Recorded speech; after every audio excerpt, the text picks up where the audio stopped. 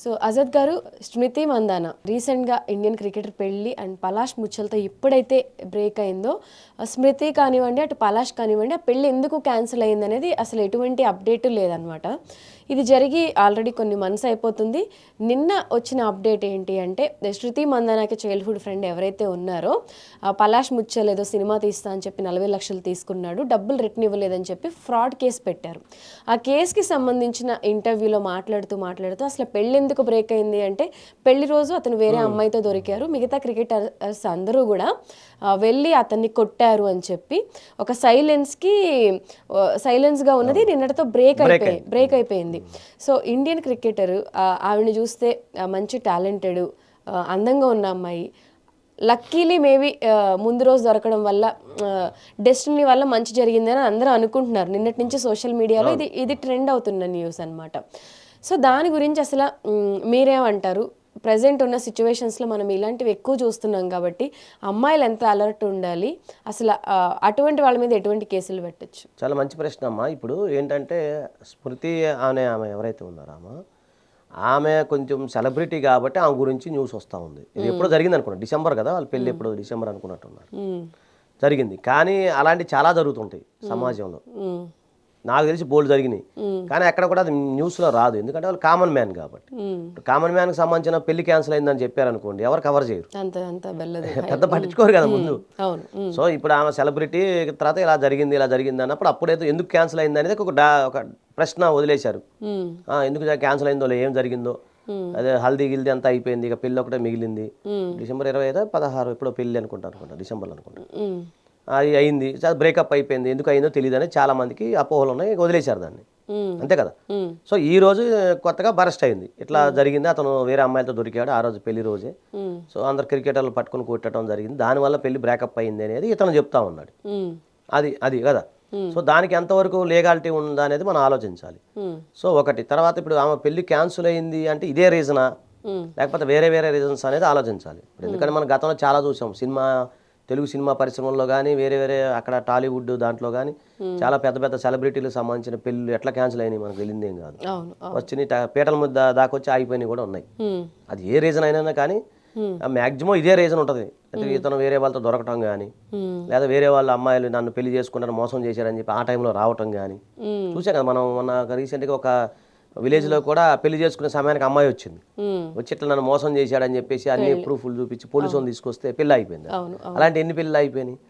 ఆయన రీసెంట్గా ఎందుకు మన ఎస్ఐ గారికి ఒక ఆయనకి 10 సంవత్సరాలు జైలు శిక్ష పడింది గుంటూరులో. ఒక నర్సుని పెళ్లి చేసుకుంటానని చెప్పేసి మోసం చేశానని చెప్పి 10 years జైలు శిక్ష పడింది అతనికి, ప్రూఫ్లు రుజువు అయినప్పుడు. సేమ్ అదే స్టోరీ. అంటే నేనేమంటున్నానంటే ఇలా జరుగుతుంటాయి సమాజంలో. కాకపోతే ఇప్పుడు అతను ఎవరైతే వాళ్ళ చైల్డ్హుడ్ ఫ్రెండ్ మరి ఇన్నాళ్ళు ఎందుకు ఆగాడు, మరి రెండు నెలలు ఎందుకు ఆగాడు ఆయన ఈ విషయం చెప్పకుండా? ఓకే, చెప్పలేదు, ఆయన ఈ టైంలో ఎందుకు చెప్పాల్సి వచ్చింది? రెండో ప్రశ్న. మూడోది, వాళ్ళిద్దరు వ్యక్తిగత విషయాలు ఇతను ఎలా షేర్ చేస్తాడు? ఇతను షేర్ చేయమని చెప్పి ఆమె చెప్పిందా? స్మృతి అన్న చెప్పిందా నువ్వు నా గురించి చెప్పు, ఇలా జరిగిందని చెప్పమని చెప్పిందా? అది లేదు, ఆమె తరపున ఎందుకు మాట్లాడుతున్నాడు అనేది ఇవన్నీ ప్రశ్నలు. అది ఎవరు చెప్పాలి? ఆ స్మృతి అనే ఆమె ఎవరైతే ఉందో ఆమె చెప్పాలి. ఎందుకు పెళ్లి క్యాన్సిల్ అయిందమ్మా అని మీలాంటి సీనియర్ రిపోర్టర్ అడిగినప్పుడు, అయ్యో ఇలాంటి కొన్ని అనివార్య కారణాల వల్ల క్యాన్సిల్ అయింది, ఇలా అతను దొరికాడు కాబట్టి ఇతను ఇలా వేరే వాళ్ళతో ఉండటం వల్ల నా మనసు అంగీకరించలేకపోయింది, క్యాన్సిల్ అయింది ఆమె చెప్పినప్పుడు మనకు రిలయబుల్ అవుతుంది. ఇప్పుడు చెప్పిన అతను కూడా ఆ అమ్మాయికి చైల్డ్హుడ్ ఫ్రెండ్ కాబట్టి అదే దాన్ని మనం ఎంతవరకు చైల్డ్హుడ్ ఫ్రెండ్ అయినా, సొంత అన్నయ్య అయినా, లేకపోతే సొంత తమ్ముడైనా, లేదా సొంత చుట్టమైనా సరే, రక్త సంబంధం అయినా కూడా బాధితులు చెప్పింది వేరు, వేరే వాళ్ళు చెప్పింది వేరు ఉంటుంది. ఎందుకంటే ఇది ఫ్యామిలీ మ్యాటర్ అనేది ఇద్దరు భార్యాభర్తలకు సంబంధించిన వ్యవహారం కదమ్మా. ఇప్పుడు ఇద్దరు మధ్య కపుల్స్ మధ్య జరిగిన వ్యవహారం థర్డ్ పార్టీ ఎందుకు రివీల్ చేస్తారు అనేది ఒక ప్రశ్న. నేను ప్రశ్న అడుగుతున్నాను. ఇదే మరి కావాలని అతను చెప్పాడా అంటే, మేము లాయర్గా 4 రకాల కోణాల్లో ఆలోచిస్తాం. మీరు కామన్ మ్యాన్ ఏమంటారంటే థర్డ్ పార్టీ చెప్పిన మాటలు నమ్మేయచ్చు. కామన్ మ్యాన్గా ఏముంటుంది, ఇలా అతను బెడ్ మీద దొరికాడంట అందుకనే అయిందంట అని. అది ఎవరు చెప్పాలి ఆ మాట? విట్నెస్లు చెప్పాలి. అంటే ఇప్పుడు ఏమన్నా చెప్పాలి, లేదా ఎవరో క్రికెటర్లు కొట్టారు అన్న పర్సన్స్ ఎవరైతే చెప్పాలి, లేదా వాళ్ళ తల్లిదండ్రులన్నా ప్రెస్ మీట్ పెట్టి చెప్పాలి, అంతే కదమ్మా. అలా కాకుండా ఇప్పుడు చైల్డ్హుడ్ ఫ్రెండ్ చైల్డ్హుడ్ ఫ్రెండ్ అయితే నిజం చెప్పాలని రూల్ ఏముంది, అబద్ధం చెప్పాలని గ్యారంటీ ఏముంది? నేను అట్లా అనట్లేదు, చెప్తే నిజమే కావచ్చు, కానీ దాని మీద లీగల్గా యాక్షన్ తీసుకోవాలంటే ఆమె కంప్లైంట్ చేయాలి. స్మృతి అన్నామా ఇదిగో ఇట్లా ఇతను మోసం చేశాడు, నేను 40 లక్షల గురించి మాట్లాడలేదు. 40 లక్షలు అయితే ఎవరు బాధితులను వాళ్ళు కంప్లైంట్ చేసుకుంటారు, అది మనకు సంబంధం లేదు. ఆ స్మృతి మందన ఆమె నేను ఇగో ఈ పలానా ఆయన ఇట్లా వివాహం చేసుకోదలుచుకున్నా, ఇతను వేరే వాళ్ళతో ఇలా అక్రమంగా ఉండటం వల్ల నేను మనసు తట్టుకోలేకపోయినా అతను నన్ను మోసం చేశాడు, లేదా నా ఆర్థిక సంబంధం విషయాల్లో డబ్బులు తీసుకున్నాడు, లేదా నన్ను హట్ చేశాడు, లేదా పెళ్లి చేసుకున్నాను ఇలా చేశాను అనుకున్నప్పుడు పోలీసు వారు రిజిస్టర్ చేస్తారు కేసు. అది లీగల్గా వెళ్తుంది. నేను లీగల్ కోణంలో చెప్తున్నాను మీకు. అలా కాకుండా ఎవరో XYZ నేను చిన్నప్పుడు ఫ్రెండ్, చైల్డ్హుడ్ ఫ్రెండ్ అంటే ఒకడు ఉండరుగా ప్రపంచంలో. ఇప్పుడు నాకు చైల్డ్హుడ్ ఫ్రెండ్స్ 100 మంది ఉంటారు. చిన్నప్పుడు 10th క్లాస్ కాంచి 5వ తరగతి నుంచి 1వ తరగతి లెక్కేసుకుంటే ఆడుకునే గోళీలు ఆడుకునే వాళ్ళు, క్రికెట్ ఆడుకునే వాళ్ళు ఎంతో 100 మంది చైల్డ్హుడ్ ఫ్రెండ్స్ ఉంటారు. అందులో ఎవరో XYZ వచ్చేసి లేదు ఇలాగా స్మృతికి ఇలా జరిగింది అని విన్నాళ్ళు ఏం చేస్తున్నావు నువ్వు ఈ 2 నెలలు? ఒక ప్రశ్న. రెండోది, ఆమె చెప్పమందా ఆ విషయం? చెప్పాడు ఆయన ప్రెస్ మీట్లో, ఆమె చెప్పమంది నేను ఇలా చెప్తున్నానని చెప్పాడా? లేదు కదా, ఆమె పర్మిషన్ లేకుండా ఇతను చెప్పకూడదు కదా, రైట్ టు ప్రైవసీ ఉంటుంది కదా.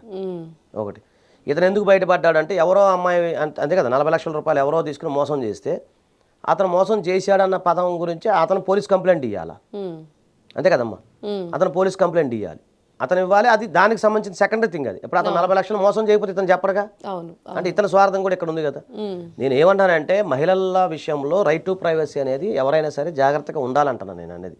ఇప్పుడు అమ్మాయికి ఇలా క్యాన్సిల్ అయింది, లేకపోతే ఇది జరిగిన విషయం ఇలా జరిగింది అని అనుకున్నప్పుడు ఆమె పర్మిషన్ తీసుకుని తను చెప్పగలగాలి. లేదా ఇప్పుడు ఆమె సరే అవును నా ఫ్రెండ్ చెప్పాడు కరెక్ట్ అని చెప్పి ఆమె ఒక ప్రకటన ఇవ్వాలి. అంటే నేను రిలయబుల్ గురించి మాట్లాడుతున్నా.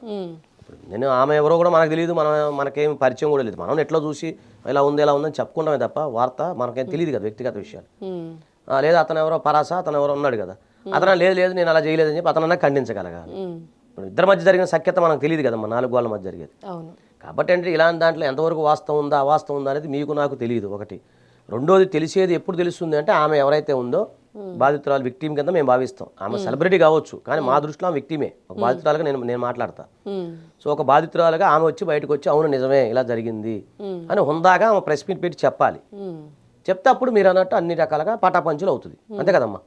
అలా కాకుండా ఎవరో XYZ చెప్పాడండి అని చెప్పి మనం నమ్మేసుకొని ఇలా జరిగిందా అలా జరిగి ఉండొచ్చా అని మనం ఊహించేసుకొని అది కరెక్ట్ నిర్ణయం కాదనేది నా వ్యక్తిగత అభిప్రాయం. ఒకటి. లేదు ఆమెకు లీగల్గా కావాలనుకోండి, ఆమెకు జరిగిన నష్టానికి అతని మీద కంప్లైంట్ FIR నమోదు చేస్తే తద్వారా ఇప్పుడు చెప్పాక 10 years వరకు జైలు శిక్ష పడింది ఒక SI గారికి. అలాగే అతనికి భవిష్యత్తులో జైలు శిక్ష పడవచ్చు మేబీ. ఇటువంటి కేసులు రెగ్యులర్గా ఎక్కువ వస్తుంటాయి. ఖచ్చితంగా మా దగ్గరికి వస్తాయండి, వస్తాయి. ఇంకో 2 రోజులు ఆగండి, 2-3 రోజులు ఇంకా వేరే 2-3 ఉన్నాయి, చాలా ఉన్నాయి అలాంటివి వస్తుంటాయి మా దగ్గరికి. చాలా మంది ఉన్నారు కంపెనీ సంబంధించిన CEOలు వాళ్ళు మోసాలు జరిగినాయి మా దగ్గరికి వస్తుంటారు, లేడీస్ రెగ్యులర్గా వస్తుంటారు. మీరు ఎందుకు అఘోర కేసు ఉంది చూడండి, అప్పుడు దాకా మీరు అఘోర దేవుడు దేవుడు దేవుడు అని లేపారు.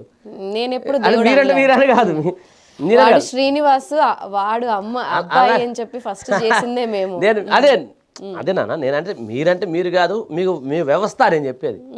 ఒక వ్యవస్థ నేను కూడా మనకి మాట్లాడినాం దేవుడు అంటే దేవుడు అనుకుంటాం కదా, ఒక వ్యవస్థ నేను చెప్పేది. తర్వాత నేను దాన్ని ఎట్లా పటాపంచులు చేశాను మీకు అందరికి తెలిసిన విషయమే.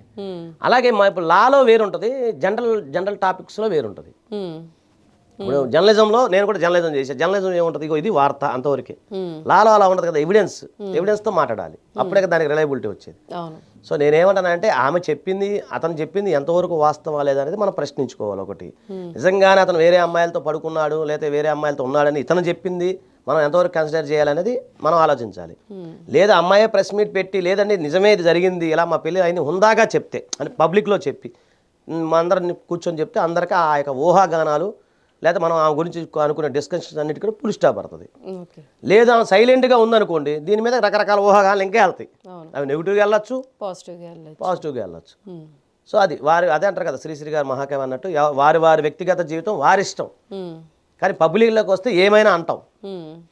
అంతే కదా, పబ్లిక్లో ఉన్నప్పుడు పూలు పారుతాయి రాళ్ళు పారుతాయి. సో నేనేమనంటే ఆ మహాతల్లికి న్యాయం జరగాలని నేను కోరుకుంటున్నాను.